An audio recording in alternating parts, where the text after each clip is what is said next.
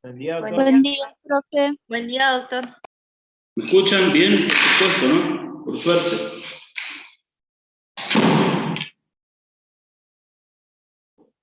¿Se escucha? Sí. ¿Me escuchan? Me alegro. ¿Alguien puso alguna cuestión en la plataforma?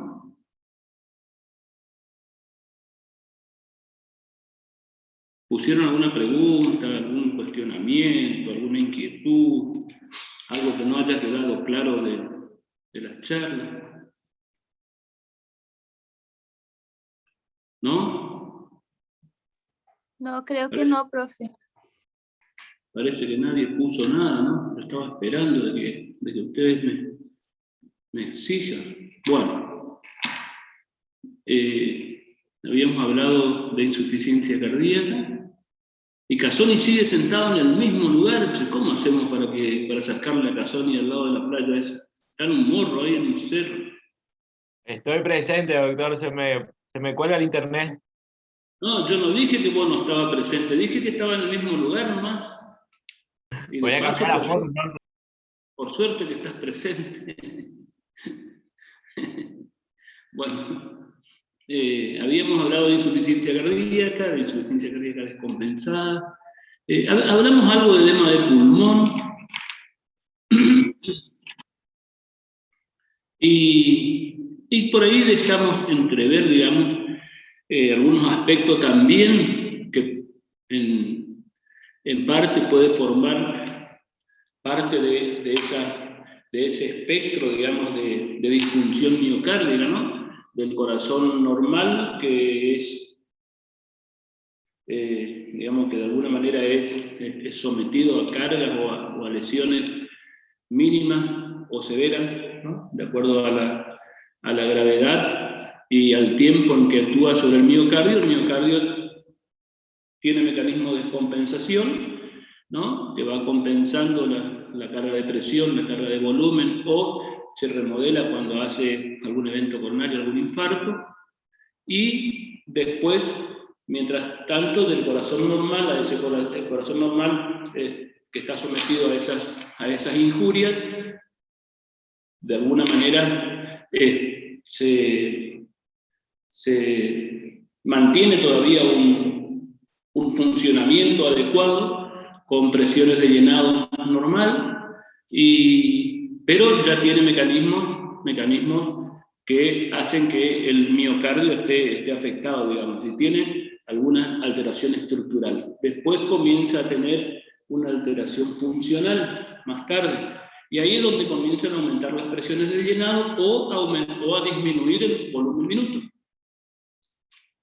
Y es donde nosotros comenzamos a denominar insuficiencia cardíaca. También esa insuficiencia cardíaca puede presentar, desde el punto de vista de las manifestaciones clínicas, puede manifestar clínica en reposo o cuando está en actividad. Cuando presenta clínica en reposo, nosotros decimos que tiene una insuficiencia cardíaca que está descompensada de alguna manera. A su vez, esa insuficiencia cardíaca descompensada, cuando la magnitud del fallo miocárdico hace que se acumule líquido en el pulmón y desencadene una insuficiencia respiratoria, hablamos de edema agudo del pulmón. Y después de eso hay otra entidad que también tiene personalidad propia, de eso hablábamos los otros días, tiene personalidad propia y es el shock cardiogénico, ¿no? Ahora vamos, también creo que algo dijimos acerca de las manifestaciones, de los mecanismos fisiopatológicos de estos shock, digamos, de la compensación de la insuficiencia cardíaca. Y ahora nos vamos a referir al shock como entidad.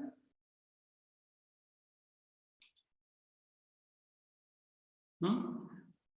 En primer lugar, el shock como tal no es un diagnóstico, sino que cuando hacemos diagnóstico de shock, lo que estamos diciendo es que el paciente es como está el paciente, ¿sí? Está en shock, es decir, estamos describiendo, estamos diciendo un estado.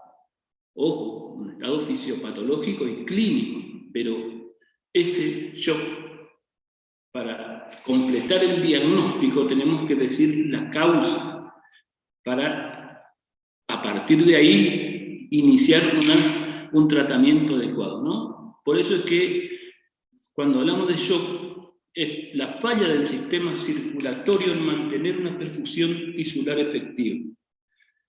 Hay un trastorno en la perfusión tisular, ¿no?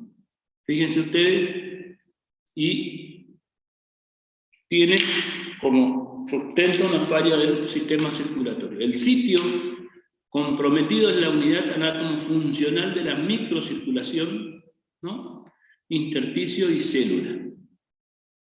Hay una insuficiente disponibilidad de oxígeno, una insuficiente disponibilidad de oxígeno y otros nutrientes debajo de los niveles necesarios para satisfacer las demandas metabólicas celulares. Bueno, se alteran así todas las funciones metabólicas de la célula. Es decir, fíjense ustedes que acá no estamos hablando de prácticamente de ningún órgano en especial, sino de todo el organismo, ¿no? Es sistémico y hay un trastorno en la disponibilidad de oxígeno hacia las células, hacia los tejidos y otros nutrientes, y no son necesarios para satisfacer las demandas metabólicas ni celulares. Bueno, por supuesto que a partir de ahí se alteran todas las funciones metabólicas de la célula. Si no se corrige, es decir, esto es un estado que hay que corregir, sobreviene la muerte por falla circulatoria progresiva. Esto es el shock irreversible y o fallo multiorgánico, es disfunción multiorgánica. Bueno, el cuadro clínico del paciente en shock se toma usualmente para la descripción del cuadro de shock el shock hipovolémico, ¿no? El paciente presenta taquicardia, taquipnea, pulso filiforme, hipotensión, ¿no? Con sistólicas menores de 70 milímetros de mercurio y diastólicas muy bajas o no registrables. Habitualmente está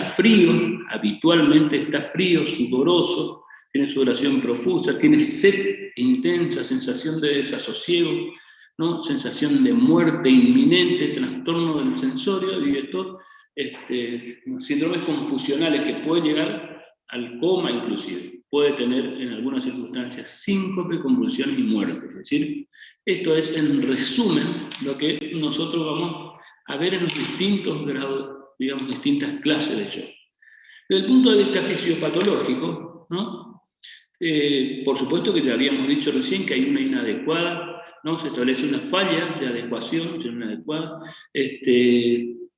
falla de adecuación entre la capacidad circulatoria para entregar oxígeno a los tejidos y las necesidades metabólicas. Así como un desbalance, digamos, ¿no? Entre la oferta y digamos, entre las necesidades y la oferta y el aporte de oxígeno, ¿no? Esto, bueno, metabólica de esto para mantener funciones de la célula o la membrana celular para mantener una función de membrana y celular adecuada.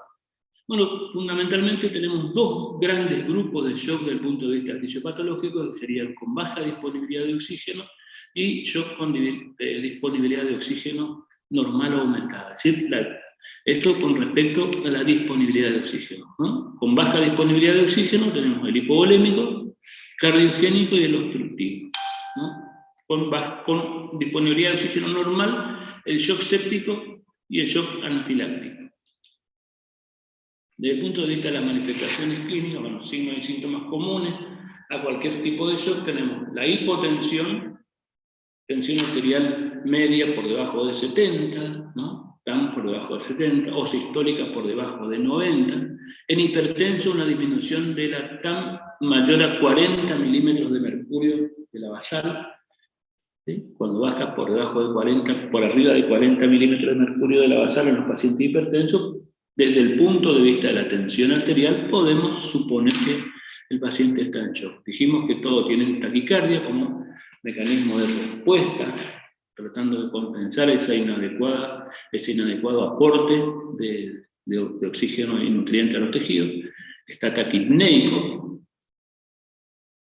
oliguria, es decir, hipotenso, taquicárdico, taquipneico, oliguria con volumen urinario menor. Este es el volumen de diuresis tiene que ser mayor a 0,5 mililitros kilo minuto. Bueno, este es un signo, la oliguria, es un signo más fidedigno de baja perfusión tisular. ¿Sí? Cuando hablamos de un signo de perfusión tisular, tienen que hablar de la disminución del gasto urinario por debajo de 0,5 o debajo de 1 mililitro kilo minuto, ¿no? Este es un signo de hipoperfusión. Disminución del nivel de alerta, somnolencia, excitación, confusión, coma, sudoración, puede tener livideces, la piel se queda marmórea, ¿no? A eso se llama livideces, son signos comunes a todos los tipos de shock. Desde el punto de vista evolutivo y clínico, nosotros podemos establecer que hay, fíjense ustedes, 3 estadios en el shock, dentro de los cuales esto habitualmente se ve bien en el shock hipovolémico, ¿no? Cuando se va perdiendo determinados volúmenes de sangre, ¿no? Entonces los pacientes que desarrollan shock habitualmente tienen 3 estadios. El primero, que es de pre-shock, acá los mecanismos compensadores de descarga simpática, ¿no? Causan taquicardia, vasoconstricción periférica, contención arterial dentro de límites normales o ligeramente disminuidos. Los pacientes pueden estar asintomáticos, todavía pueden estar asintomáticos. Y esto hay una forma de desenmascarar a este cuadro, digamos, para decir, bueno, está en shock en estadio 1 o pre-shock. ¿Cuál les parece a ustedes que puede ser la maniobra semiológica para desenmascarar esto?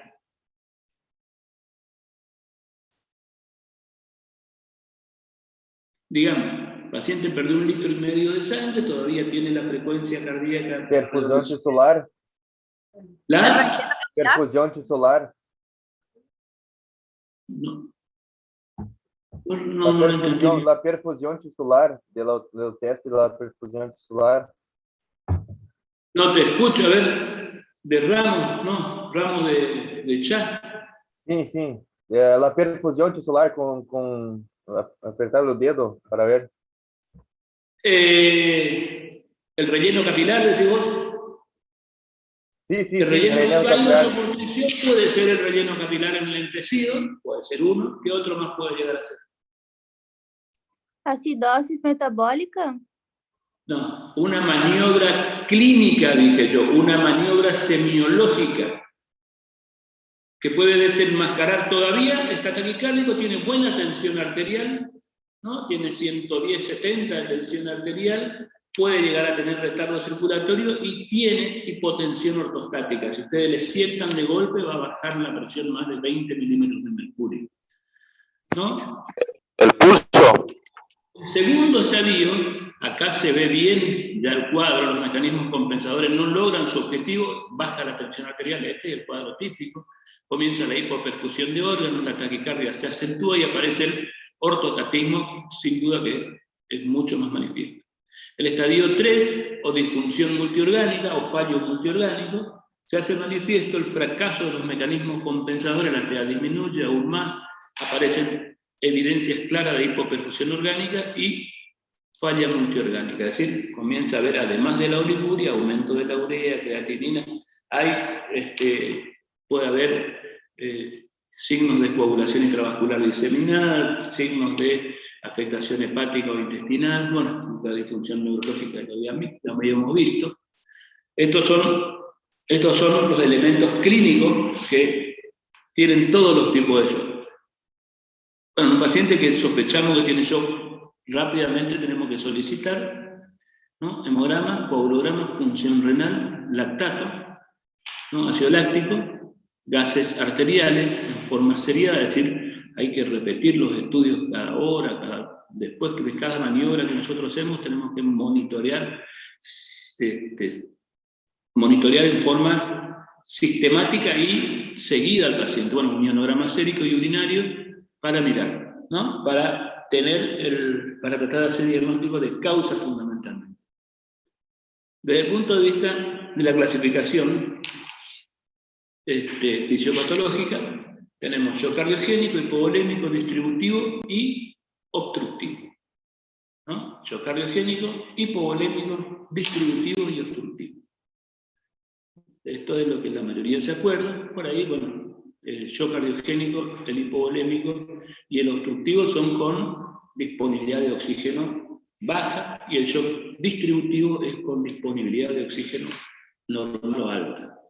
Pero fíjense ustedes, esto es lo que nosotros vemos habitualmente en la práctica. La combinación de mecanismos fisiopatológicos es muy frecuente, por ejemplo, de inicio, ¿no? Ejemplo, en el shock distributivo hay siempre hipovolemia relativa y real, ¿sí? Por eso es que cuando hablamos de shock distributivo, por ejemplo, el shock séptico, el shock anafiláctico,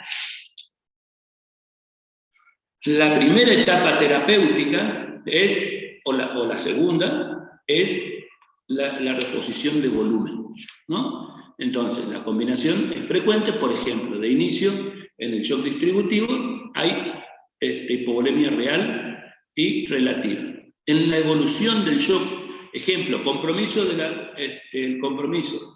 de la compliance miocárdica por shock hipovolémico mantenido, es decir, cuando se mantiene la hipovolemia, la complacencia de los ventrículos, sobre todo el ventrículo izquierdo, comienza a disminuir, entonces quedan como más rígidos y aumentan las presiones de llenado. Por lo tanto, cuando aumenta la presión de llenado, el mecanismo es fallo cardíaco. Es decir, en la evolución puede aparecer fallo cardíaco también por eso, ¿no? Y también por alguna enfermedad concomitante, por ejemplo, el shock hipovolémico en pacientes que ya tienen cardiopatías previas. Es decir, esto se puede mezclar. De todas formas, esto tienen que conocer: cardiogénico, hipovolémico, distributivo y obstructivo son, ¿no? Es la clasificación fisiopatológica de eso.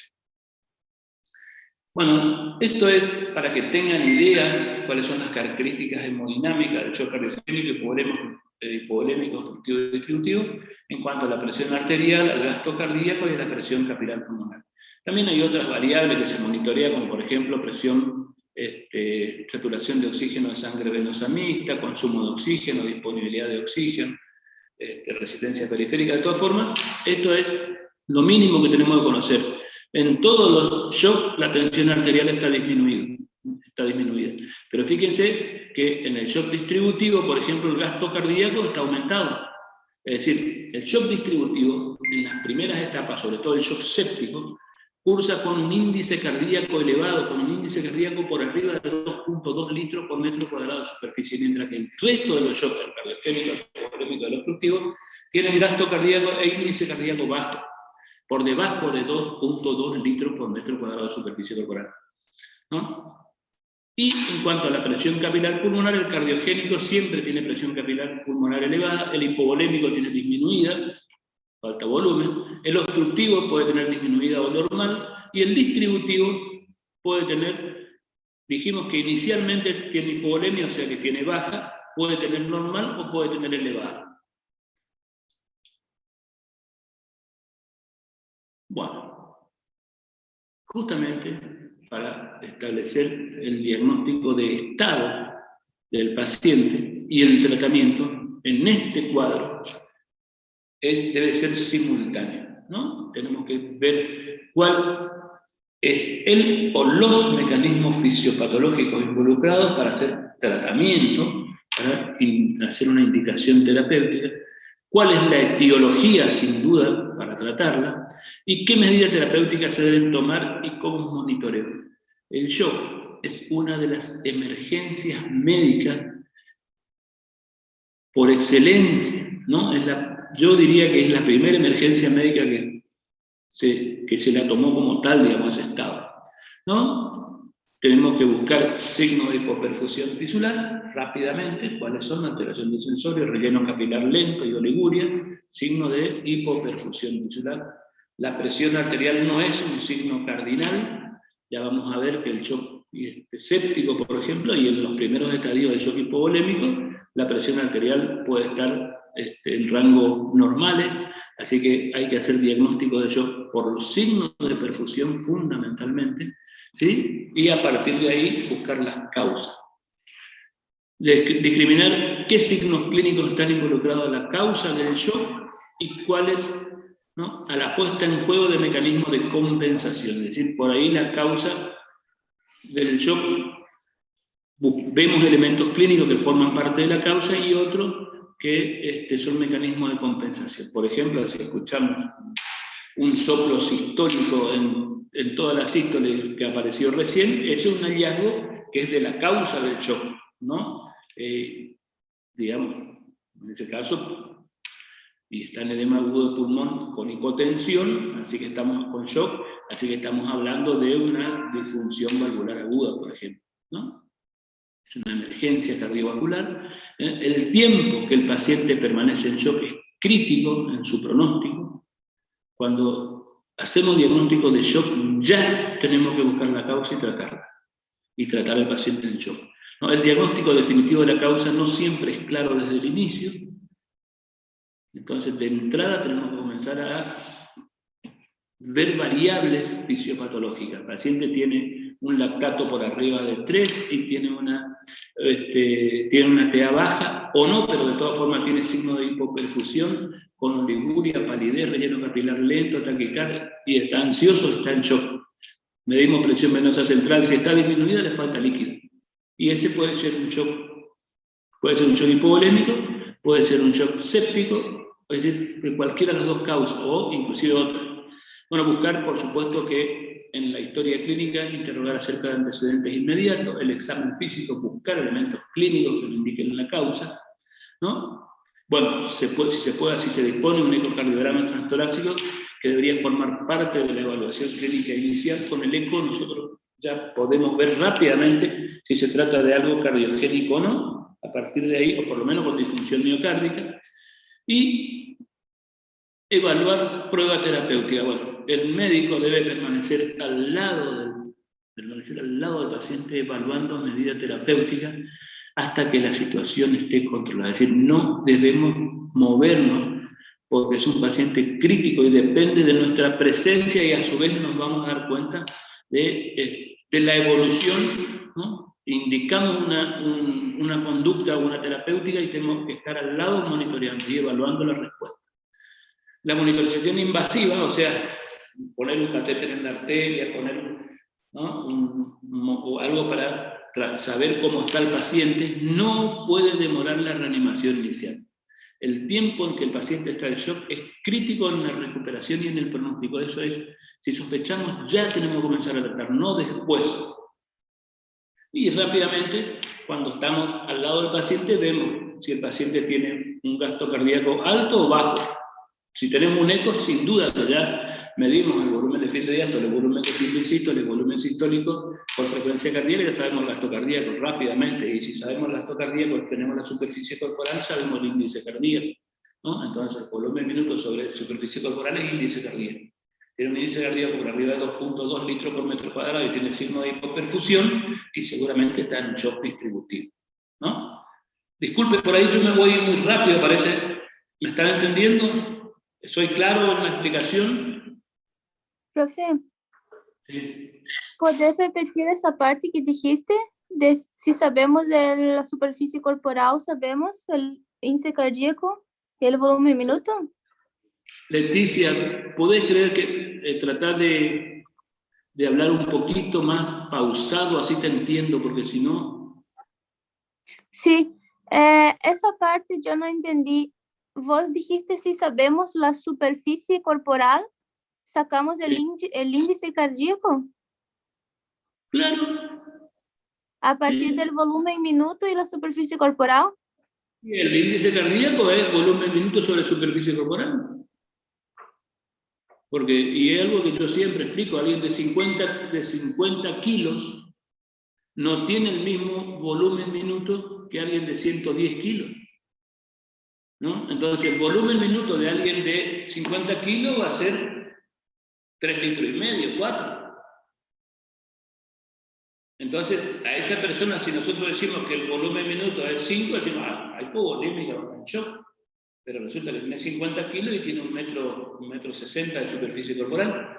Si vos sacás el índice, te da 2.2 o un poquito más. A una persona de 100 kilos tiene más de 2 metros de superficie corporal. Entonces ese va a tener un volumen minuto de 5 litros. Saca el índice y te va a dar 2.2, ¿no? Litros por metro cuadrado. Por eso es que en la fisiología, para poder comparar valores, no se toman los valores absolutos, se toman los índices, ¿no? Por ejemplo, el área valvular normal de una persona de 1,80 de alto, el área valvular normal de una persona de 1,80 de alto y 80 kilos de la válvula aórtica es 5 centímetros cuadrados, pero no podés esperar tener 5 centímetros cuadrados en una persona que mide 1,50, ¿sí? Y que tiene 50 kilos. El área valvular va a tener 3 centímetros cuadrados y no está con estenosis aórtica. Y vos le sacás el índice. Vos le sacás, le indexás el área de la válvula para la superficie corporal y te dan, las dos te dan iguales. Aunque sean distintos los valores absolutos. ¿Entienden? Bueno, ¿soy claro hasta ahí o no? ¿Sí? Bueno, entonces, el paciente debemos rápidamente hacer una evaluación si tiene gasto cardíaco alto o bajo. Bueno, esta definición nos permite aproximarnos al diagnóstico y ya indicar una conducta terapéutica. Hipotenso y con signo de hipersimpaticotonía. Hipotenso y con signo de hipersimpaticotonía. Frío, pálido, sudoroso, con pulso fino, pulso filiforme, relleno venoso ausente, independiente de grado de hipovolemia, perdón.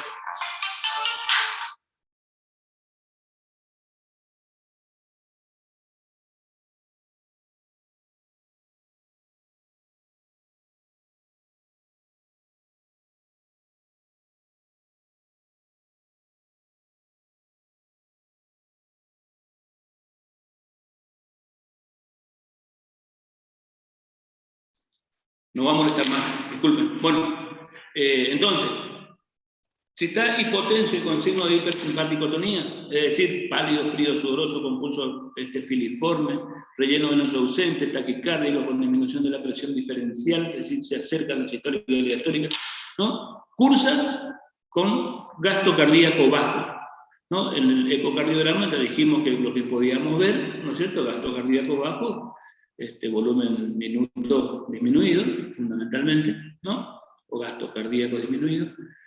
Tiene desde el punto de vista del metabolismo, ¿no? La saturación venosa de oxígeno, ¿no? Baja por debajo del 65%. Tiene una baja disponibilidad de oxígeno, y tiene un índice de extracción periférica que es alto. Cuando el índice de extracción periférica de oxígeno es alto, baja la saturación venosa y la diferencia arterio-venosa de oxígeno está aumentada, ¿no? También entonces tenemos un volumen minuto disminuido, ¿no? O gasto cardíaco bajo, saturación venosa de oxígeno por debajo del 65%, normalmente estamos alrededor del 70%, la disponibilidad de oxígeno es baja y el índice de extracción periférica es alto, ¿no? ¿Tiene esto? Fundamentalmente, ¿de qué estamos hablando? Y estamos hablando de algún problema miocárdico, de algún problema de volumen, ¿sí? Hipotensión leve, ¿no? Hipotensión leve o severa, bueno, acá tiene taquicardia, aumento de la presión del pulso, ¿no? La presión media y diastólica están baja, la temperatura de la piel puede ser normal y puede estar el tronco caliente, en particular si hay fiebre, ¿no? Hipotensión leve, levemente hipotenso, y tiene habitualmente el gasto cardíaco alto, ¿no? Estos son los estadios iniciales del shock séptico, fundamentalmente, o distributivo. Estas tienen gasto cardíaco más alto, ¿no? En el ecocardiograma se ve el índice cardíaco, o sea, un volumen minuto elevado, y el índice cardíaco por arriba de 2.2 litros por metro cuadrado de superficie corporal. La saturación venosa, fíjense ustedes, está por arriba del 65 o del 70%. La disponibilidad de oxígeno es alta, ¿no? El consumo de oxígeno es bajo, ¿no? Acá el consumo de oxígeno es bajo, y el índice de extracción periférica es baja, ¿no? Este es consumo de oxígeno bajo y el índice de extracción alto. Consumo de oxígeno bajo e índice de extracción baja. Sí, este índice de extracción es alto, perdón, es bajo, por eso es que la saturación venosa está por arriba del 70%. Estos son los famosos shock con disponibilidad de oxígeno normal y con índice cardíaco por arriba de 2.2 litros por metro cuadrado de superficie corporal. Acá está el shock anafiláctico y el shock séptico, fundamentalmente, los dos distributivos. Esquema de tratamiento, vamos los esquemas y después al final vamos a desarrollar cada uno de ellos. Esquema es lo que nosotros rápidamente tenemos que hacer. En el shock hipovolémico, pronta reposición de volumen, ¿no? Es decir, lo que deberíamos hacer para reponer volumen en alguien que está hipovolémico es tener 2 buenas vías venosas, por lo menos de grueso calibre. ¿Está? Drogas vasopresoras, los vasopresores siempre son transitorios en cualquier circunstancia. Acuérdense ustedes, la evaluación y tratamiento de la causa de la hipovolemia, si está sangrando, dónde está sangrando, ¿no? ¿Por qué sangra? ¿No? Y tratar de producir una hemostasia y reposición de volumen. Y vamos a ver más adelante qué le pasamos, ¿no? Sangre, soluciones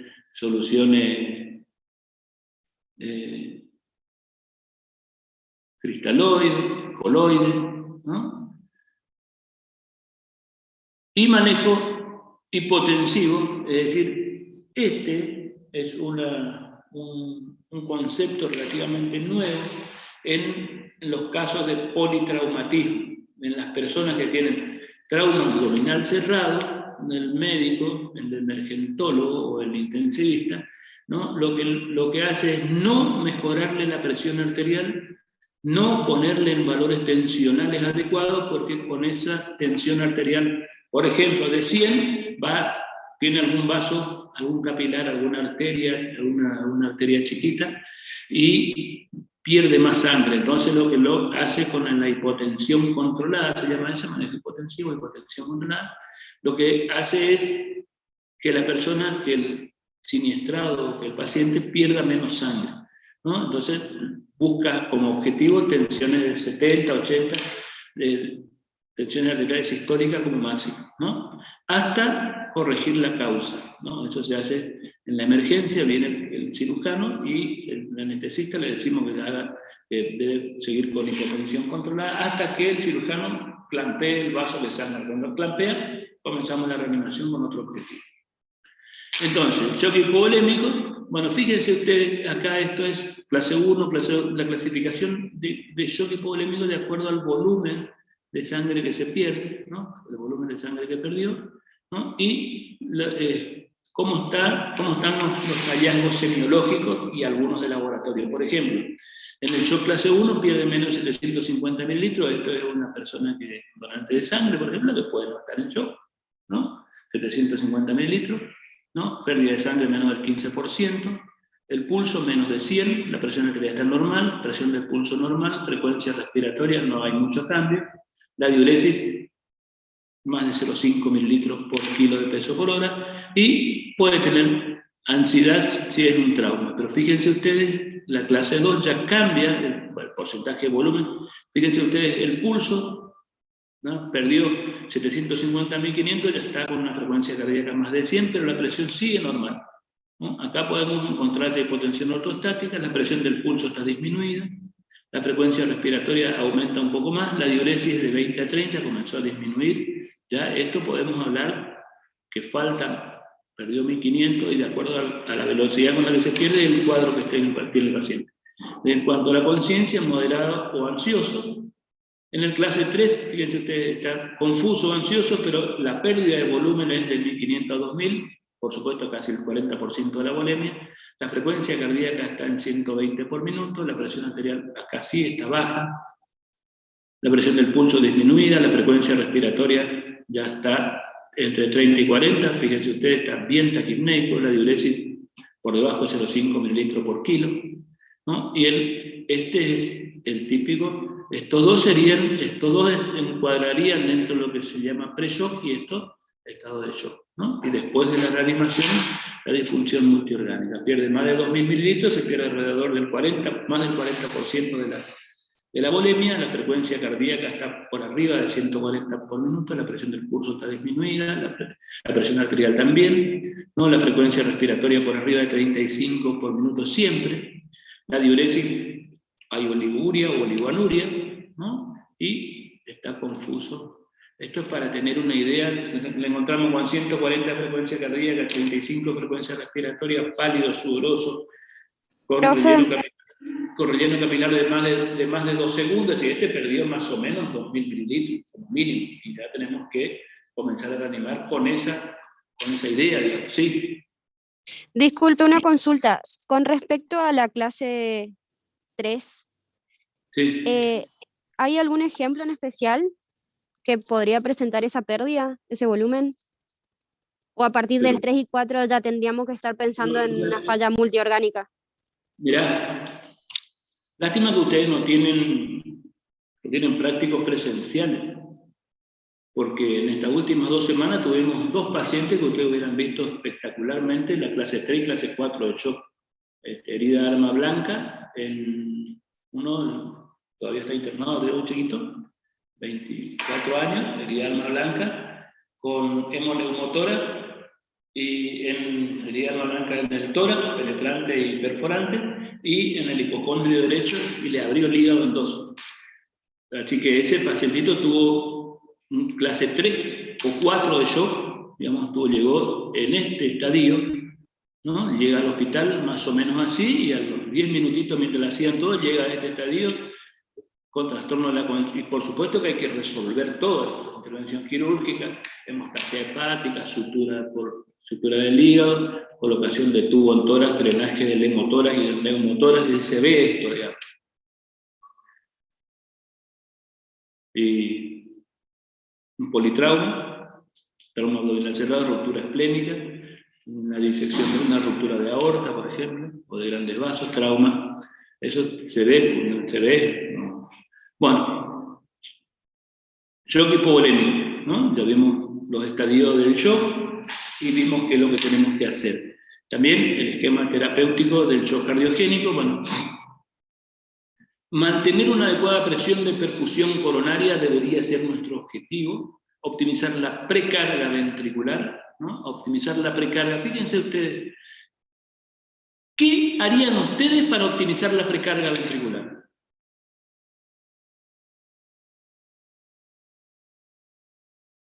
¿Nitroglicerina puede ser o no? Bueno, pero nitroglicerina ¿para qué? Para aumentar el retorno y así mejorar la precarga. ¿No serían betabloqueantes? ¿Qué? Betabloqueantes. Optimiza la precarga al aumentar la Betabloqueante. Miren, optimizar la precarga. ¿Qué quiere decir optimizar la precarga? A ver, ¿quién me explica qué significa la palabra optimizar?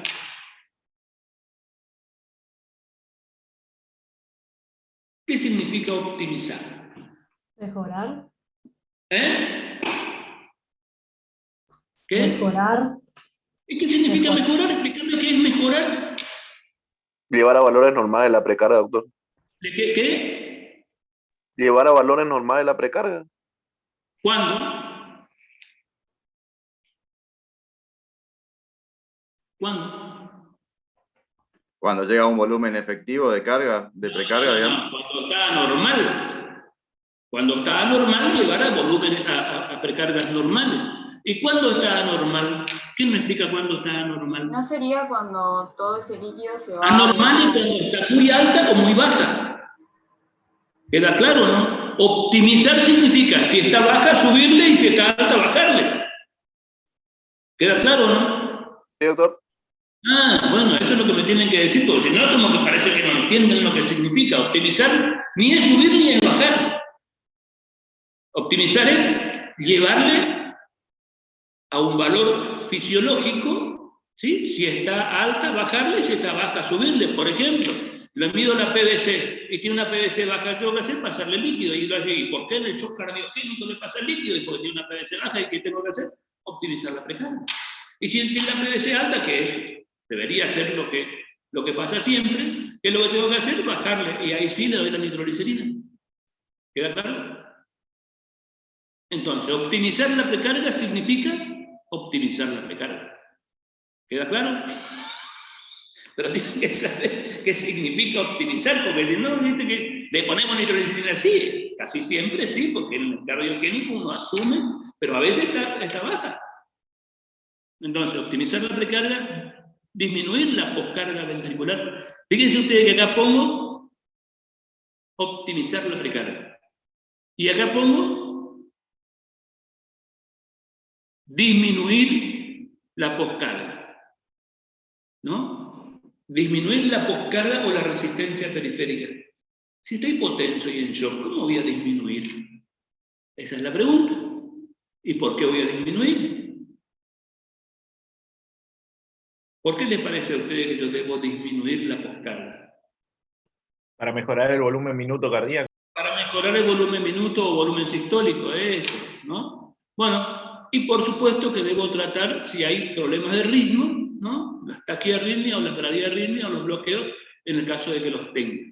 Este es un esquemita, por ejemplo, tiene más de 200 de frecuencia cardíaca y está chocado, y en edema de pulmón. ¿Cómo trato a ese edema de pulmón por taquiarritmia y además está en shock cardiogénico? Y tratándole el ritmo, cardiovertiéndole. ¿Te estoy siendo claro hasta acá? Bueno, si son síndromes coronarios agudos, hay que recuperar la masa miocárdica comprometida en su función, ¿no? Pero aún viable, es decir, si estamos en etapa de poder rescatar miocardio viable, procurar lo antes posible la revascularización instrumental o quirúrgica y manteniendo una adecuada presión de perfusión coronaria con disminución de la demanda sistémica de oxígeno. Tratar de disminuir también la demanda sistémica de oxígeno durante y después de los procedimientos antedichos, es decir, de la PTCA, digamos, de la angioplastía. Bueno, y a veces hay shocks que son causados por drogas depresoras del miocardio, por ejemplo, el paciente que tiene insuficiencia cardíaca, que le podemos un betabloqueante en la etapa descompensada, o antagonistas cálcicos, ¿no? Verapamil o diltiazem, que deprimen la contractilidad. Bueno, obviamente que si tenemos eso hay que suspender. Esquema terapéutico del shock séptico.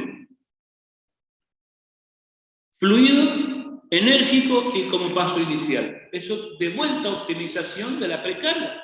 Porque si aparece todo, el organismo se dispara todo un mecanismo inflamatorio con drogas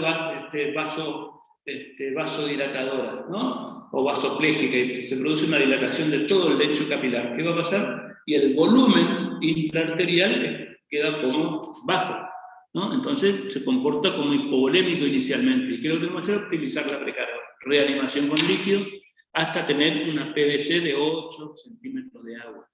O si tenemos un catéter en la arteria pulmonar midiendo, una presión capilar pulmonar de 10-12 milímetros de mercurio. Después, si a pesar de esto no se logra una estabilización o mejorar la PA y la perfusión, vasopresores, norepinefrina o dopamina, ¿no? O adrenalina. Noradrenalina, norepi, dopa o adrenalina. Estos son vasopresores. Inotrópicos, la dobutamina, ¿no?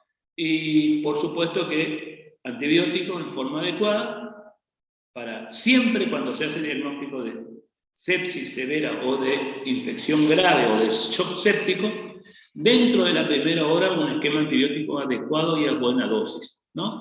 Siempre es empírico y orientado. Y si se puede drenar o hay algo para drenar, por ejemplo una peritonitis fecal, por ejemplo un absceso en algún, tratamiento quirúrgico para drenaje de focos infecciosos. Doctor, una consulta con respecto a la antibiótico-terapia. ¿Hay alguno con el cual empezar empíricamente? ¿De acuerdo al foco? ¿De acuerdo al foco? ¿De acuerdo al foco infeccioso? A ver, por ejemplo, vamos a pensar, ¿no? ¿Cuáles son los focos infecciosos más frecuentes? ¿Respiratorios, digestivos? Respiratorio, la neumonía. ¿Cuáles son los gérmenes más frecuentes en la neumonía? Estreptococo.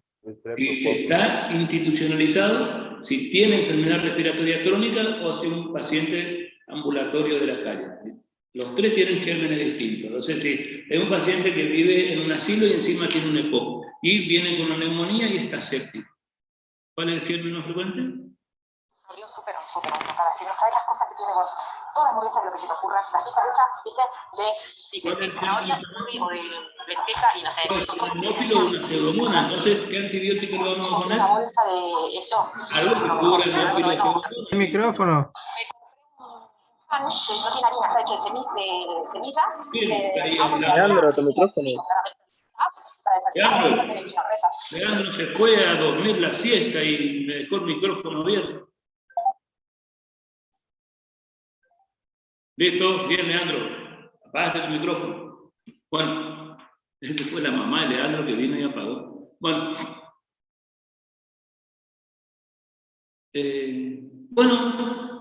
queda claro el esquema antibiótico, y si pienso que tiene la chance, porque está institucionalizado, de tener también un SAMR, ¿no? Un Staphylococcus meticillin resistente, entonces le pongo Albacubra pseudomonas y el estáfilo. ¿No es cierto? Que no hay un esquema de antibiótico para el shock séptico. Hay un esquema de antibiótico para el foco infeccioso que desencadena el shock séptico. ¿Queda claro? Porque no es que tiene shock séptico. ¿Y dónde está el foco? Debería tener un foco respiratorio, dijimos del otro, abdominal, ¿no? Una peritonitis fecal. ¿Y qué vamos a cubrir ahí? Y vamos a cubrir anaerobio y gram negativo. ¿Vieron? ¿Y cómo se cubre anaerobio y gram negativo? Ya tienen que saber eso. Bueno, y después podemos cubrir el enterococo, o sea, entero, anaerobio y gram negativo. Y si el foco, de acuerdo al foco, doctor, pero yo leí en el consenso de sepsis de la SADI que dice que existe una sepsis con foco no evidente. Ellos me complican la vida. Sepsis con foco no evidente, ¿listo? Normalmente lo que uno tiene son focos que uno puede saber dónde está, pero si uno no sabe dónde está, bueno, ahí que hay que cubrir, y hay que cubrir el estáfilo, hay que cubrir el gram negativo, tenemos que cubrir todos los gérmenes con dosis alta, ¿no? ¿Fui claro o no? ¿O le empeoré más todavía? ¿Entendió? Sí, profe. ¿Entendió? Bueno, por suerte. Entonces, estamos hablando del esquema de tratamiento con fluidos, vasopresores, inotrópicos, antibióticos, ¿no? Precoz siempre dentro de la primera hora, por cada hora en que retardamos el inicio del esquema antibiótico adecuado a un paciente con una sepsis severa,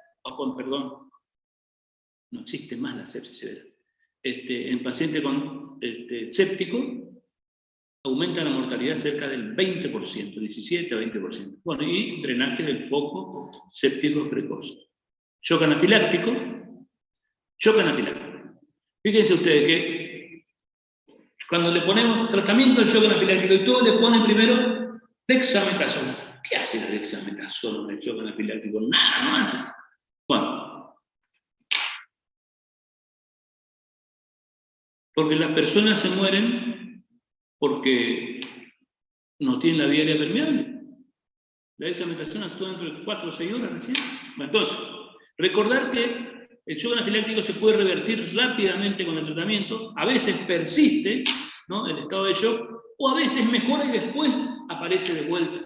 Entonces siempre hay que monitorearlo por un periodo donde estemos seguros de que se estabilizó, digamos. Entonces, hay que tener una vía aérea permeable, permeabilizar la vía aérea, fluido, fíjense ustedes, ¿no? Y adrenalina. Acá es la adrenalina, ¿no? Inhibe la liberación de mediadores, produce broncodilatación y, bueno, y además es vasopresor, ¿no? Podemos utilizar dentro de los vasopresores adrenalina o norepi si existe el estado de shock, ¿no? La adrenalina inicialmente por lo de la vía aérea y la obstrucción bronquial. Bueno, y el tratamiento secundario que viene después corticoide y antihistamínico.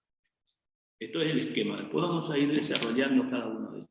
¿Cómo monitoreamos al paciente en shock? Monitoreo clínico, hemodinámico, que puede ser no invasivo o invasivo. El no invasivo, la tensión arterial, frecuencia cardíaca, eso es lo que... y de lo invasivo, lo que más frecuentemente monitoreamos es la presión venosa central, ¿no? Y bueno, y después metabolismo del oxígeno, que podemos monitorear la disponibilidad de oxígeno, el consumo de oxígeno y el índice de extracción periférica de oxígeno, ¿no? Y podemos en algunas circunstancias monitorear la perfusión regional y tisular. Bueno, la disponibilidad de oxígeno es esto, índice cardíaco por contenido arterial de oxígeno. Contenido arterial de oxígeno 1.39 por saturación más hemoglobina, no, por hemoglobina más PaO2 por 0.003. ¿No? Este es el consumo de oxígeno, que es el índice cardíaco, ¿no? Por diferencia arteriovenosa de oxígeno. El contenido arterial y contenido de oxígeno sangre venosa mixta. El índice de extracción es consumo de oxígeno sobre disponibilidad de oxígeno. Estas son variables fisiológicas, en cualquier libro de fisiología van a encontrar. Bueno, también desde el punto de vista del monitoreo, nosotros, monitoreo clínico, presión arterial, presión venosa central, presión de perfusión, bueno, el monitoreo electrocardiográfico siempre, la gasometría, saturación de la hemoglobina, oximetría de pulso. Bueno, el paciente que está en shock hipotenso y con pobre relleno capilar, habitualmente hay errores, digamos, en la oximetría de pulso. Por eso siempre tenemos que tratar de mantenerle bien perfundido, por lo menos el lecho unguial donde vamos a monitorear, ¿sí? Y con presiones sistólicas por debajo de 70 milímetros de mercurio, habitualmente el oxímetro de pulso no censa, porque acuérdense que censa por un método que se llama pleptismográfico, que es el cambio de volumen de acuerdo al pequeño volumen de sangre que pasa por los capilares, es decir, censa por pleptismografía. Y si no, si tiene menos de 70, prácticamente no censa el cambio de presión de pulso. Bueno, diuresis y balance hídrico, diuresis horaria y balance hídrico, la radiografía de tórax en una circunstancia, el ácido láctico, ¿no? El pH intragástrico y la capnografía sublingual, en algunos lugares miden, bueno, el ecocardiograma para ver la evolución de los índices cardíacos y volumen sistólico. Bueno, la presión arterial sistémica se monitorea de forma invasiva cuando hay hipotensión arterial severa y requerimiento de vasopresores. En pacientes ventilados hay variación de la presión de pulso, ¿no? Y variación de la presión arterial sistólica. Bueno, esto se correlaciona mejor con la presión capilar pulmonar y el valor del volumen de fin de diástole del ventrículo izquierdo. Acuérdense que cuando hay asistencia, cuando le colocamos asistencia respiratoria mecánica a un paciente, las presiones intratorácicas cambian, ¿no? Normalmente la presión en las dos capas de la pleura es negativa, ¿no? Y se ejerce más presión negativa cuando el diafragma se contrae. Entonces las presiones, la presión capilar pulmonar y la presión y los volúmenes de fin de sístole y de diástole son fiables para tomar conclusiones. Cuando le ponemos un respirador, las presiones intrapulmonares e intrapleurales cambian, ¿no? Se hacen más bien tirando a positiva que a negativa, porque estamos dando presión dentro de la vía aérea, cosa que antes no tiene una presión en la vía aérea. Entonces la presión capilar pulmonar puede variar y es menos fidedigna, lo mismo que el volumen, ¿no? Porque las presiones intratorácicas cambian, también los volúmenes intracardíacos cambian. Y si encima nosotros le ponemos asistencia respiratoria mecánica y presión positiva durante la expiración, es peor todavía el cambio de volumen. Y la gasometría, bueno, el pH, bicarbonato, la saturación arterial de oxígeno o capilar de oxígeno, la saturación de sangre venosa mixta, ¿no? Y la PCO2. El gradiente venoarterial de oxígeno, ¿no? Aumento del gradiente refleja bajo flujo sanguíneo. El gradiente venoarterial de CO2, el aumento refleja bajo flujo, ¿no? El uso de la CO2 expirada, ¿no? En condiciones basales podría sustituir al gradiente de CO2. Bueno, desde el punto de vista de los otros monitoreos, por ahí como causa la radiografía, fíjense usted, en unión con desviación de la vía aérea hacia el otro lado, en el motor hipertensivo. Esto va a producir un shock obstructivo, ¿no? Shock obstructivo con baja disponibilidad de oxígeno, con índice cardíaco disminuido, con índice de extracción periférica elevado, con saturación de oxígeno en sangre venosa mixta disminuida, ¿sí? Resistencia periférica aumentada. Puede ser que no tenga grandes hallazgos, o un infiltrado que parece una neumonía, o si no, una cardiomegalia, otro tipo de shock. El eco, con el eco transtorácico, que es lo que nosotros vemos, el tamaño de la cavidad, contractilidad de las cámaras, si hay o no masas intracavitarias, si hay shunt o shunt, fundamentalmente, la función de las válvulas, bueno, si tiene válvula protésica y si tiene una ocupación pericárdica, por supuesto, shock obstructivo, ¿no? Para que eso necesitamos en los estados de shock, ¿no? El eco transesofágico, bueno, para la valoración de la motilidad regional, la válvula mitral fundamentalmente, y para ver si hay derrame también, signo de taponamiento, y después para ver algo de la aorta, patologías valvulares, embolias pulmonares, endocarditis, masas intracardíacas o shunt. ¿Cómo monitoreo las variables hemodinámica y clínica? Bueno, lo habíamos visto: tensión arterial, frecuencia cardíaca, temperatura, volumen urinario, ritmo de diuresis, balance hídrico, relleno capilar, sensorio, el lactato, el ácido base, disponibilidad y consumo de oxígeno, oximetría de pulso, extracción periférica, pH intramucoso o gástrico, son las variables que se pueden medir, digamos, desde el punto de vista del monitoreo. Bueno, acá vamos a comenzar. Todo lo que vimos antes era un esquema de tratamiento para que se vayan haciendo una idea de cómo manejar. Vamos a ir a comenzar a desarrollar cada uno de ellos, y le pido que si hay algo en lo que no soy claro, interrumpan y pregunten. Así no me aburro tanto. Cuando me preguntan, es como que me estimulan a otra a pensar en algo. Si no, ni pienso.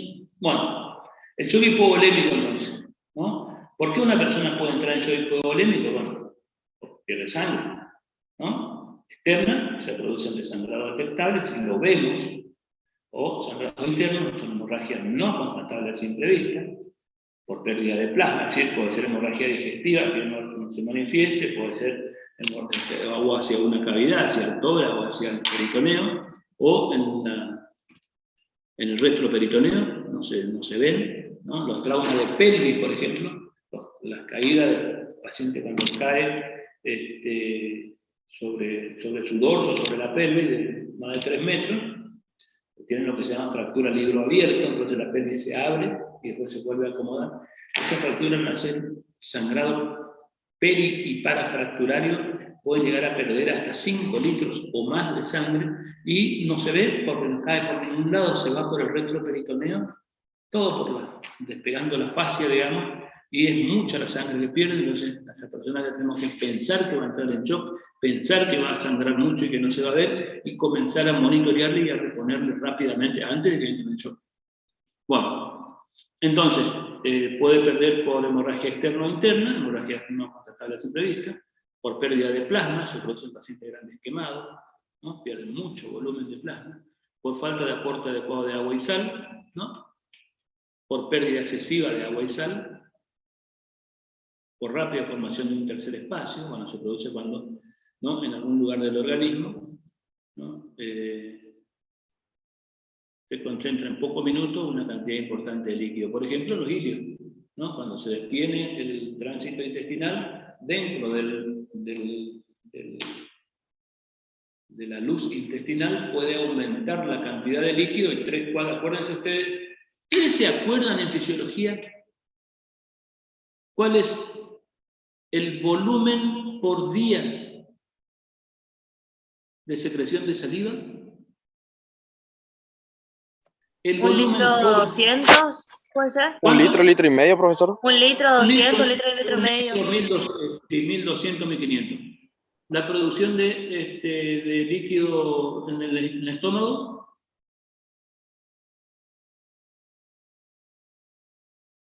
La producción de bilis. la producción de secreción exógena del páncreas y la de líquidos intestinales son, en 24 horas, son más de 8 litros. Y cuando el intestino deja de funcionar, tampoco se reabsorbe lo que se produce. O sea que, y encima a veces se tiene vómito, o sea que se puede perder rápidamente en la luz intestinal, se puede perder alrededor de 8 litros de líquido, y eso es mucho, y puede llegar a producir shock por un tercer espacio aumentado, y encima con hipovolemia. Bueno, ¿cuáles son las complicaciones del shock hipovolémico? Bueno, luego de la reanimación exitosa del shock, ¿no?, hipovolémico, ¿no?, el óbito puede ocurrir como consecuencia de necrosis tubular aguda, o sea, insuficiencia renal aguda, coagulación intravascular diseminada o accidente cerebrovascular. O también, acá lo que me faltó es disfunción multiorgánica, ¿no? Independientemente de la reanimación, después comienza a fallar el riñón, a tener CID, disfunción hepática, insuficiencia respiratoria. ¿Sí? Entonces, el tratamiento de pacientes con shock hipovolémico se tendrá en cuenta lo siguiente: se colocará de 2 a 3 vías, de las cuales se intentará, bueno, por lo menos que una de las vías sea una vía venosa central. La vía central permite medir la PVC, que es lo que nosotros vamos a buscar como parámetro de la macrohemodinámica, si se quiere, ¿no? Que en el shock hipovolémico siempre está muy baja. Lo normal de la PVC es de 8 a 10 centímetros de agua. Así que ya tenemos y este es nuestro objetivo, llevar una PVC de más de 5 centímetros de agua, por lo menos, durante la reanimación. Si el paciente pierde sangre, lo fundamental es reponerle sangre, ¿no? Se debe pasar sangre entera. Si pierde sangre, pasar sangre entera. Y acuérdense, de acuerdo a la cantidad de unidades, si pasamos más de 4 unidades, por cada 4 unidades de sangre entera que se administra, hay que administrar una ampolla de gluconato de calcio, ¿no?, para evitar la hipocalcemia y producir trastorno de coagulación. ¿Sí? La hipocalcemia va a sangrar más fácil, no coagula la sangre, entonces por cada 4 unidades pasar una ampolla de gluconato de calcio.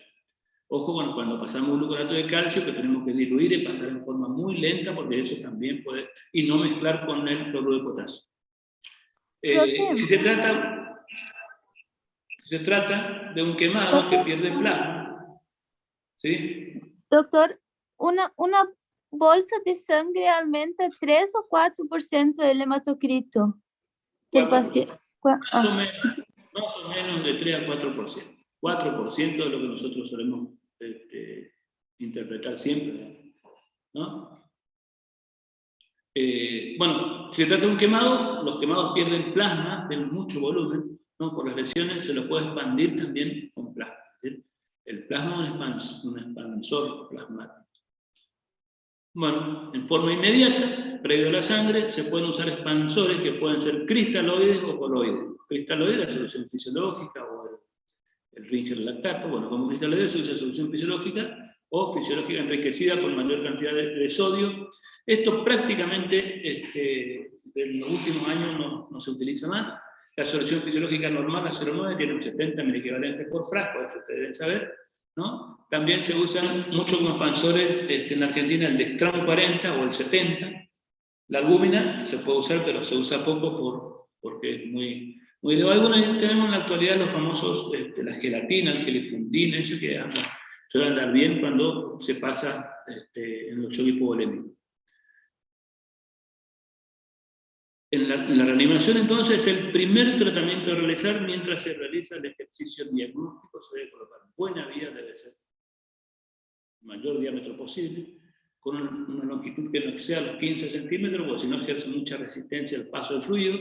Bueno, para permitir el paso de grandes volúmenes en poco tiempo, todos los pacientes en shock deben recibir una prueba inicial de líquido endovenoso. Todos los pacientes en shock deben recibir una prueba inicial de líquido endovenoso, es decir, si no podemos medir la presión venosa central, ¿no?, siempre y tratar de pasarle un determinado volumen, ya vamos a ver qué volumen.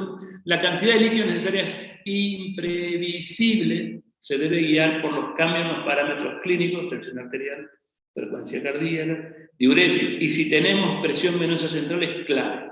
Inmediatamente hay cambios en la presión venosa central cuando no falta más líquido, ¿no? En general se administran crístalos, es decir, en todos los pacientes en shock, buenas vías, una, si es posible, 2 o 3, una de ellas es mejor que sea una vía venosa central para medir la PVC. Si la PVC está por debajo de 5 centímetros de agua o siempre está muy baja, hacer pruebas con reto de líquido en todos los pacientes en shock en forma inicial, ¿no? Y entonces, fíjense ustedes, esto es importante. La PVC sirve para monitorear la expansión, es decir, la respuesta a la expansión y el estado de volumen, ¿no? La expansión que se realiza con volúmenes de acuerdo al paciente y a la severidad del shock, pueden ser de 100, 200, 500 mililitros en un tiempo que va de 10 minutos hasta 1 hora, es decir, en menos de 1 hora. Si luego, y esto es clave, si luego de esto la PVC aumenta no más de 2 centímetros de agua, después de haberle pasado 500 o 200 mililitros, la PVC aumenta no más de 2 centímetros de agua, hay poco riesgo de sobrecarga hídrica, ¿no? Y la expansión debe continuar hasta alcanzar parámetros de normovolemia. ¿Cuáles son los parámetros de normovolemia? Con la PVC por arriba de 8 y por debajo de 15. ¿No? La meta es normalizar el llenado ventricular. ¿Qué estamos haciendo acá? Optimizando la precarga. ¿Se acuerdan cuando decíamos optimizar la precarga? Esto es lo que estamos haciendo. Y si estaba muy alta, le ponemos nitroglicerina. Bueno, entonces, la meta es normalizar el llenado ventricular aumentando el volumen de fin de diástole del ventrículo izquierdo. La PVC se usa para estimar la presión del llenado ventricular derecho. Y bueno, ya vimos. O sea que esto es lo que tenemos que hacer fundamental. Los pacientes con hemorragia activa o anemia significativa deben recibir hemoderivado. Los individuos jóvenes suelen tolerar hematocrito de 20 a 25, pero pacientes ancianos tenemos que llevarle hematocrito por arriba de 30 y por debajo de 33, es decir, 30 y 33, ¿no? ¿Por qué? Y porque por debajo de esto la disponibilidad y el transporte de oxígeno es muy baja. Entonces, para adecuar el transporte de oxígeno tenemos que llevarle a los pacientes ancianos por arriba de esto. ¿Estoy siendo claro hasta acá? Sí, doctor. Bueno, oxigenoterapia. Desde el inicio en todos los pacientes con shock, colocar oxígeno con concentraciones altas hasta conocer el valor de la PO2, que debe estar por arriba de 60 milímetros de mercurio. Por supuesto, habíamos hablado inclusive que la saturación tiene que estar como objetivo por arriba del 95%, ¿no? Siendo necesaria muchas veces la intubación orotraqueal y la conexión a la asistencia respiratoria mecánica. Acuérdense, oxigenoterapia siempre. Droga inotrópica y vasoactiva, ¿no? Vasoconstrictora. Doctor, ¿sí o sí oxígeno siempre o solamente cuando está desaturado? Sí o sí oxígeno. Sí o sí oxígeno siempre. ¿No?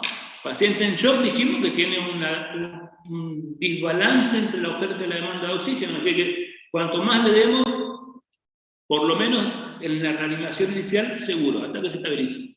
Bueno, ¿cuándo le iniciamos droga vasoactiva a un paciente con shock hipovolémico que estamos intentando llegar a una PVC de 8 y le pasamos fisiológicos cada 500 menos de 1 hora, le medimos la PVC y no aumenta? Bueno, seguimos pasando líquido.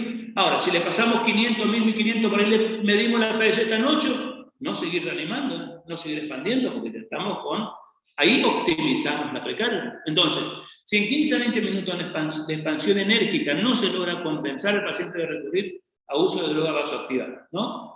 Para mejorar la TEA. Ojo con la tensión arterial, sobre todo en los pacientes politraumatizados que tienen un sangrado activo. A esto hay que ponerse como objetivo una hipotensión controlada. Bueno, las drogas vasoactivas que utilizamos son dopamina. La dopamina tiene varios efectos de acuerdo a la dosis, ¿no? que le estamos dando, de 1 a 5, de 5 a 15 y más de 15 microgramos kilómetros. De 1 a 5 fundamentalmente produce disminución de la tensión arterial por vasodilatación. De 5 a 15 es inotrópica, aumenta, estimula el receptor beta 1, ¿no? Cardíaca, aumentando la contractilidad, o sea, inotrópica, y por arriba de 15 es vasoactiva, estimulando los receptores alfa. Así es como se hace, esto no les voy a explicar mucho, si quieren después un día discutimos. Dobutamina. La dobutamina es un inotrópico, las dosis son de 2.5 a 15 microgramos kilómetros. Se comienza con una dosis más baja siempre, ¿no? Así es como se prepara.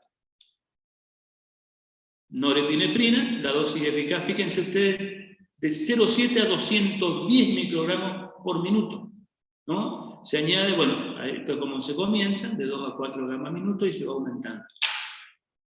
Shock anafiláctico.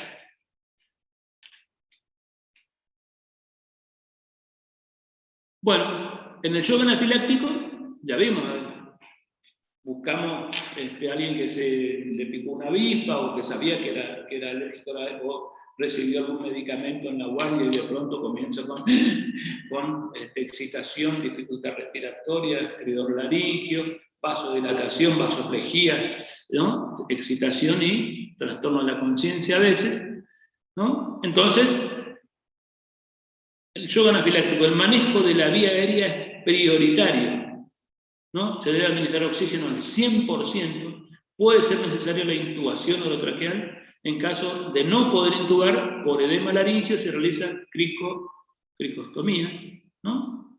Así que, fíjense ustedes, mantener una vía aérea y vigilar la vía aérea porque el manejo de la vía aérea es prioritario en el shock anafiláctico. Bueno, la segunda, lo primero, y oxigenoterapia y vía aérea. Lo segundo, la adrenalina, ¿no? O epinefrina, es el pilar del tratamiento. Bueno, se debe administrar de inmediato, la dosis inicial es 0,3 a 0,5 miligramos, ¿no? 0,3 a 0,5 mililitros de una solución de una vez, una ampolla de adrenalina en 10 centímetros, una jeringa de 10 mililitros, le hacemos 3 mililitros.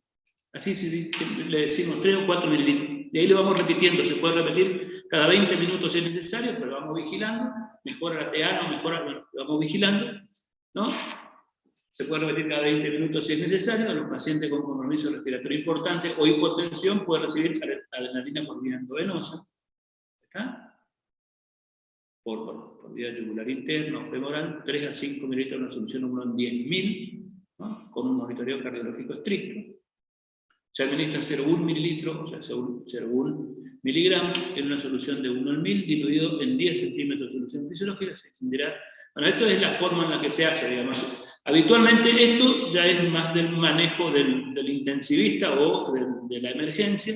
Está descrito cómo se hace, pero la primera es diluir una ampolla en 10, hacerle 3 mililitros, 3 o 4 mililitros, de acuerdo a cómo está. Vemos si mejora o no, por supuesto al lado del paciente, porque puede mejorar y a los 5 o 10 minutos o 15 comenzar de vuelta, repetimos entre los 15 y 20 minutos otra dosis, y repetimos, y después si sigue hipotenso y no logramos mejorar, adrenalina por vía endovenosa, una solución de 1 en 10.000, es decir, en vez de poner en 10 mililitros, ponemos en 100 mililitros y le vamos infundiendo y monitoreamos la tensión arterial, ¿no? Y la respuesta. ¿Quedó claro hasta acá? Vía aérea y oxigenoterapia, adrenalina, ¿no? Tercer paso en el tratamiento del shock anafiláctico, expansión con volúmenes líquido endovenoso, se administra un bolo de 500 ml, ¿no? De cristaloides, seguido por una infusión ajustada a la tensión arterial y al ritmo diurético. Tratamiento adicional, en algunos casos broncodilatadores, bueno, la adrenalina ya puede ser uno de los, ya inicialmente, acuérdense, el tratamiento de la crisis de asma, ¿sí? Al final nosotros hacíamos adrenalina, en esta misma forma, adrenalina subcutánea, ¿se acuerdan? El tratamiento de la crisis asmática grave, o el asma casi fatal, de esta misma forma que se hace la adrenalina, ¿sí? Bueno, podemos utilizar, bueno, cuando hay broncoespasmo refractario, beta-agonista inhalado, en caso de que no respondan a aminofilina, puede ser el fármaco de segunda línea. Y ahora vienen los antihistamínicos y los corticoides. Entonces, prioridad y el orden de tratamiento, de manejo terapéutico de un paciente con shock anafiláctico: oxigenoterapia vía aérea, adrenalina líquido, broncodilatadores si es que hace falta, y después sí, fíjense ustedes, los glucocorticoides no poseen ningún efecto significativo durante 6 horas, ¿y por qué le vamos a echar si se va a morir? En 6 horas, cuando comience el efecto, si no le hacemos lo anterior, ¿qué va a pasar? No tenemos paciente. Bueno, y es así como se utilizan, igual que el resto de los corticoides. Disculpen, ¿estoy siendo claro acá? ¿Y los antihistamínicos cuánto tiempo tardan, profe, en dar efecto? Los antihistamínicos, busca ahí. Los antihistamínicos tardan un poco menos, ¿no? Pero, fíjate, Los antihistamínicos tardan un poco menos, de 6 horas, alrededor de 2 horas, sí, por ahí 2 horas, hora y media, 2, comienza la acción. ¿Está? Entonces, doctor, para resumir, pero en 2 horas, una persona que se le cierra la vía aérea no tiene 2 horas. Tiene 5 minutos o menos. Así que, Torres. ¿Quién es Torres, Carla? Yo pensé que estaba una foto nomás, había sido que estaba... Yo, arriba. profe. No, estás en vivo. Hace 10 minutos que estás en la misma posición, por eso... Está bien. No, yo pensé que era una foto tuya que estaba ahí. Se movió la foto y agarró el micrófono y todo, entonces eras vos. Bueno, ¿estoy siendo claro hasta acá? Si fui claro hasta acá, progresamos con otro shock de otra causa, ¿no? Hablamos del shock hipovolémico, hablamos del shock anafiláctico, ¿no? Porque por ahí, porque el tratamiento del shock anafiláctico, bueno, le pongo una dexametasona. La dexametasona, shock anafiláctico, para un poquitito. ¿Y cuándo espera que haga el efecto la dexametasona?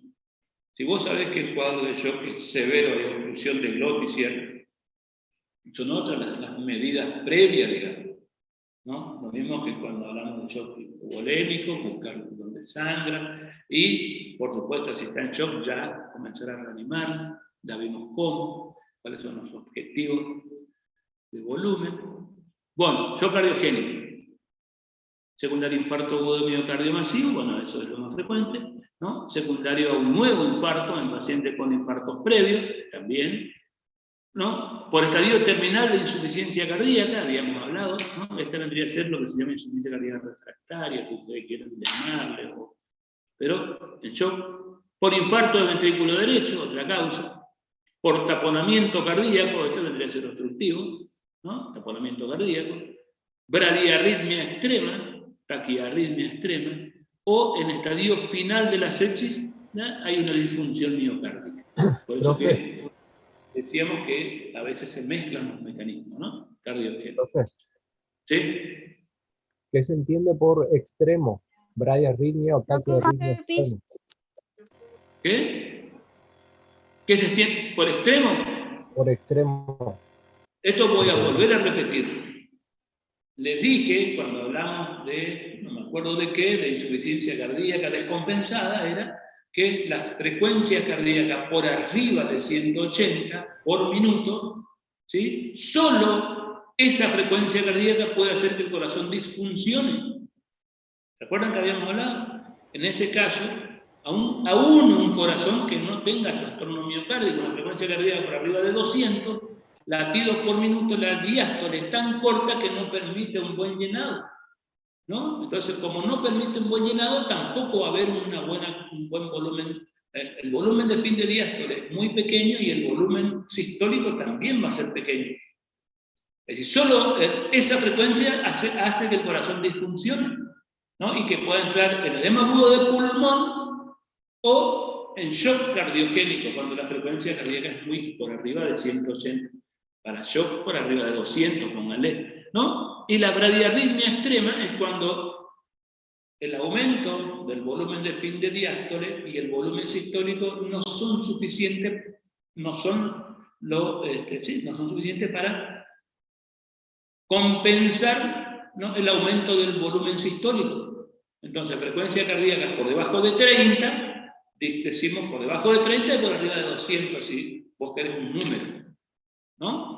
Pero a veces, por debajo de 40, en los que tienen trastorno de contractilidad ya tienen fallo miocárdico, ¿no? Bueno, el estadio final. ¿Quedó claro? ¿Fui claro? ¿Fui claro? ¿Sí? Bueno, no sé quién fue que preguntó. A ver, ¿quién fue que preguntó? No está más. Bueno, seguimos. Entonces, el shock es la falta de oxígeno a nivel celular. La perfusión tiene que estar dirigida a la microcirculación, ¿no? En un alto porcentaje hay hipoperfusión oculta, es una emergencia médica, hay que monitorear, a ver, sí, hay que monitorear la perfusión y la oxigenación. Los mecanismos de shock no revierten con la TA normal, es decir, los mecanismos continúan aún teniendo tensión arterial normal. El objetivo final es la ausencia de hipoperfusión tisular. Generalmente se presenta en forma combinada en los mecanismos, se suelen combinar, ¿no? La reanimación debe ser agresiva o permisiva.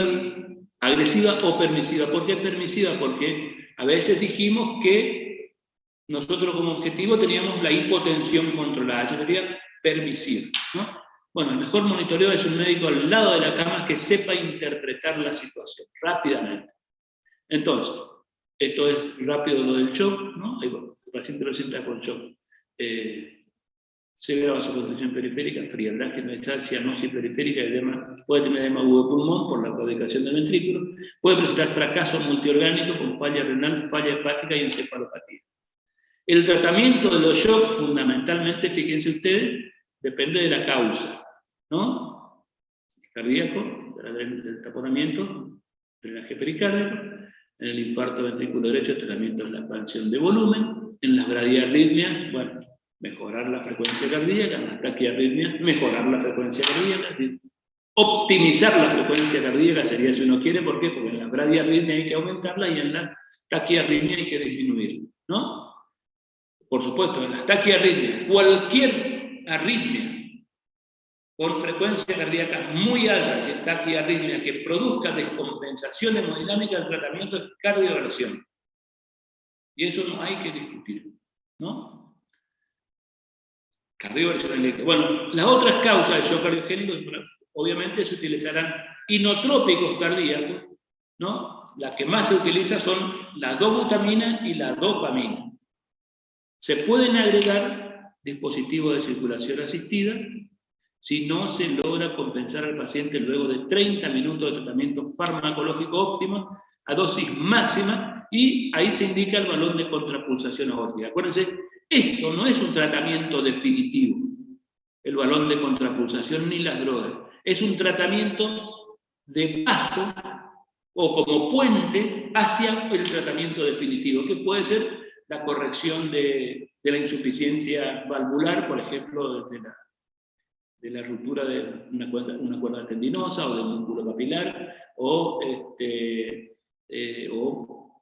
reperfundir un miocardio que está con una arteria tapada, ¿no? Esto se utiliza como puente hacia el otro tratamiento definitivo, pero son los pasos que se siguen. En el shock cardiogénico. Ahora vemos el shock séptico. ¿Qué es la sepsis? Este es un concepto que deben conocer. Se define como una disfunción orgánica potencialmente mortal causada por la respuesta desregulada del huésped a la infección. Es decir, muy distinto a lo que se pensaba siempre y tal vez a lo que ustedes tengan en sus libros de texto. ¿Tá? Es la respuesta sistémica, la respuesta orgánica del organismo hacia un foco infeccioso. Esa respuesta es desregulada y potencialmente mortal, ¿sí? Y el shock séptico se define como un subgrupo de sepsis en el que profundas alteraciones circulatorias, celulares y metabólicas se asocian con mayor riesgo de mortalidad que la sepsis sola. Los pacientes con shock séptico necesitan vasopresores para mantener la ATA, la TAM, digamos, la tensión arterial media por arriba de 65 milímetros de mercurio o más, y cifra de lactatos mayores a 2 milimol litro, o sea, por arriba de 18 microgramos de decilitro, en ausencia de hipovolemia. El shock séptico, ¿no?, tiene dos fases: el shock séptico temprano o caliente y el shock séptico tardío. Bueno, este es el que suele tener disfunción miocárdica, pero no ocurre al comienzo del cuadro de infección y nosotros no lo interpretamos como tal. Por eso es que a veces se nos pasa, digamos, por eso es que hay que estar alerta, ¿no? Ocurre al comienzo del cuadro séptico, se produce una vasodilatación generalizada con apertura de las uniones arteriovenosas sistémica y aumento de la permeabilidad capilar. Esto provoca que la volemia sea insuficiente, por eso dijimos que se comporta como hipovolémico, o sea, es distributivo de alguna manera, con disponibilidad de oxígeno aumentada y con índice cardíaco por arriba de 2.2 litros por metro cuadrado de superficie corporal. Bueno, volemia insuficiente para mantener lleno el lecho vascular, o sea que la tensión arterial está conservada, la frecuencia cardíaca puede estar elevada, el paciente está tibio, ¿está? Por eso shock séptico temprano o caliente, o tibio de acción. Y el tardío frío en etapas avanzadas de la sepsis, le diría que el cuadro séptico afecta el propio funcionamiento cardíaco, ahí está, se cae un componente miocárdico provocando fallo de bomba, el paciente está frío, con severa vasoconstricción, cianosis, el shock tiene alta mortalidad, más del 90%. El shock obstructivo, las causas que pueden provocarla son embolia de pulmón, la obstrucción puede ser intracardíaca o extracardíaca, ¿no? Si uno quiere digamos, dividir, o si no, desarrollar puede ser embolia de pulmón, embolia grasa, embolia de líquido amniótico, embolia aérea, embolia tumoral, ¿no? La oclusión valvular crónica, la estenosis mitral o aórtica, bueno, la disfunción de válvula protésica o trombosis de válvula protésica también, y neumotoras hipertensivas. Doctor, ¿y taponamiento cardíaco no? ¿Lo escucho? ¿Taponamiento cardíaco no? No puse acá, ¿no? Bueno, taponamiento también forma parte del shock obstructivo, ¿sí?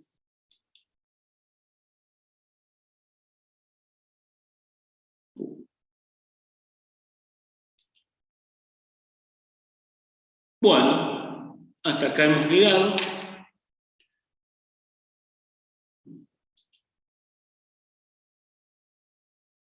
Así que queda algo por... Profe, disculpe, ¿será que nos puede subir el Power a la plataforma? Habíamos quedado en que si ustedes ponen cuestiones, yo subo. Respondo a las cuestiones y subo todos los pagos. Bueno, doctor, gracias. Si ustedes ponen hoy cuestiones, yo esta noche subo el pago. Doctor, Lo único es que no lo voy a poner como pago, lo voy a poner como, ¿cómo se llama? Como, lo voy a convertir a PDF.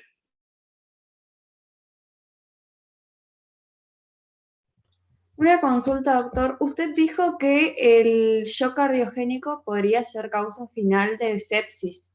Entonces la sepsis puede ser... No, la disfunción miocárdica forma parte de los estadios finales del shock séptico. Disfunción miocárdica. Y por supuesto que si hay shock y hay disfunción miocárdica, ¿por qué no pensar que también, junto con la sepsis, hay un shock cardiogénico? Claro, gracias. Porque el estadio final de la sepsia, acuérdense que en los primeros estadios dijimos que tenía un índice cardíaco por arriba de 2.2 litros, ¿no? Presión capilar pulmonar disminuida. O sea, ¿qué le hace falta? Líquido. Tenemos que reanimarle con líquido siempre en los primeros estadios, ¿no? Del shock séptico. Cuando se comienza a convertir en la etapa fría, el índice cardíaco comienza a disminuir. O sea que también disminuye la disponibilidad de oxígeno, que antes era aumentada, ahora comienza a disminuir también. Termina en algún punto el shock séptico tardío con disfunción miocárdica. Y ahí tenés que, los inotrópicos, primero son solo vasoactivos, después inotrópicos. Vieron que al comienzo dijimos que los mecanismos se suelen combinar. Bueno, se suelen combinar. Profe, ¿hay fecha para la era? A ver, ¿quién le preguntó ese? Yo. Salazar Carvalho, ¿cuánto? Mariana. Mariana, parece que yo te conozco. ¿Sos parecida a otro Salazar Carvalho que tuve? Bueno, ¿alguien más? ¿Fecha de era hay, profe? ¿Lo escucho? ¿Fecha para la era de cardio? Ah, no sé, la doctora Sosa la que debe saber. Creo que quedan 4 teóricos todavía, ¿eh? ¿O no? 4 temas. ¿Queda todo lo de cardiopatía isquémica? ¿O ya dieron algo? ¿Queda todo lo de cardiopatía isquémica? Sería la primera parte. Ya vimos angina, ayer eso. ¿Vieron todo? ¿Infarto? No, profe. No, angina estable. Angina estable, dimos, doctor. Bueno, queda lo de síndromes coronarios agudos entonces, y complicaciones del infarto, y después las arritmias. Parece que eso quedan 3 o 4 clases. Así que, y sí, los primeros días de julio capaz que sea. La primera semana o la segunda. ¿Alguna otra pregunta? Doctor, ¿cuál es el shock más común? Hipovolémico. Profe, una pregunta. En el caso de que coexistan un edema agudo de pulmón por causa cardiogénica y una hipotensión, ¿qué se hace? Porque en el caso de como hay edema agudo de pulmón, yo tengo que bajar la precarga para no seguir sobrecargando, digamos, el pulmón. ¿Y qué hago con la tensión arterial? Bueno, vos solo para complicarme la vida, ¿no? Lo primero, si tengo hipotensión arterial severa, o sea, en shock, lo que tengo que hacer es mejorar la TEA. Primer objetivo. ¿Sí? Obviamente, para mejorar la TEA, si tengo edema agudo de pulmón cardiogénico con hipotensión, sería un shock. Un shock cardiogénico con edema agudo de pulmón, tengo que mejorar la TEA. ¿No? ¿Cómo mejoro la TEA? Con un vasoactivo. Inmediatamente tengo que mejorar, adecuar la precarga. ¿Cómo adecuo la precarga? Con nitroglicerina. Si a pesar de eso, yo sé que tengo un problema de contractilidad miocárdica, un inotrópico. Es decir, mezclo norepi, dobutamina y nitroglicerina.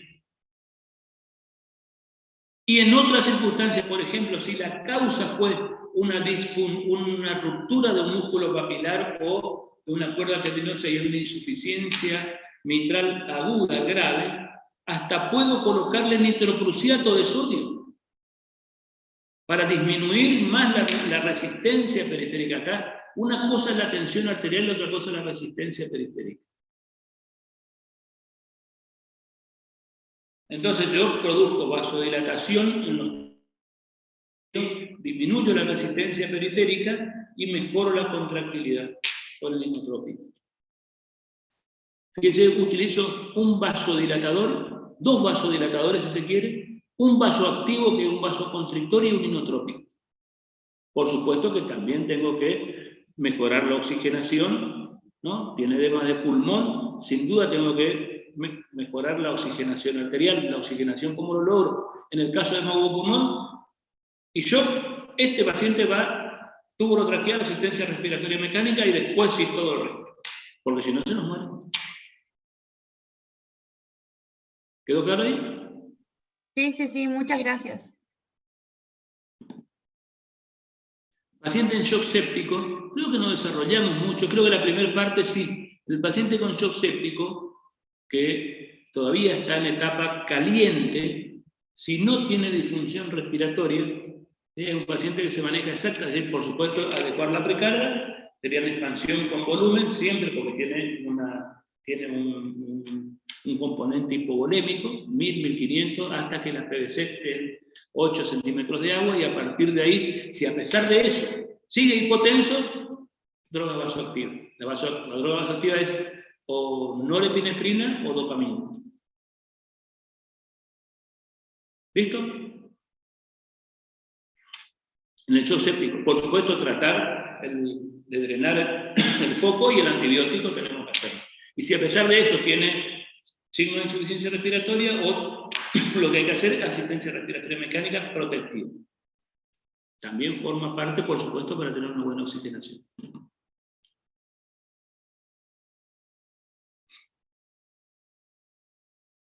¿Alguna otra pregunta?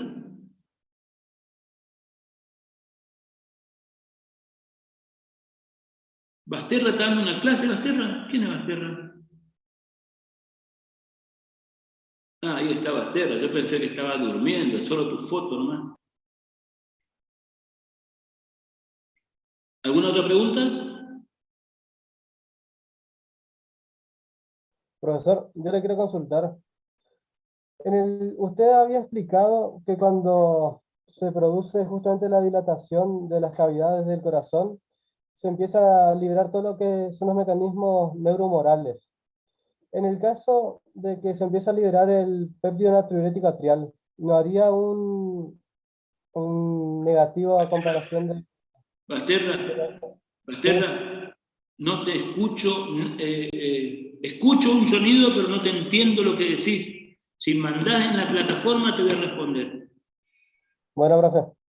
No entiendo, escucho el sonido, pero no entiendo lo que decís. Disculpame, pero poné, se va a poner interesante la discusión. Bueno, entonces, hasta acá llegamos por hoy. Así que las inquietudes, si colocan en la plataforma, les voy a responder y voy a colgar el Power. La clase, digamos. Nos vemos el miércoles que viene, si Dios quiere. Que tengan un buen fin de semana. Saludos a los padres y a los que son padres, saludos. Que pasen bien. Chao, profe, gracias. Profe, igualmente para usted. Gracias. Igualmente. Gracias, profe. Chao, chao. Que pasen bien, hasta luego. Hasta luego, doctor.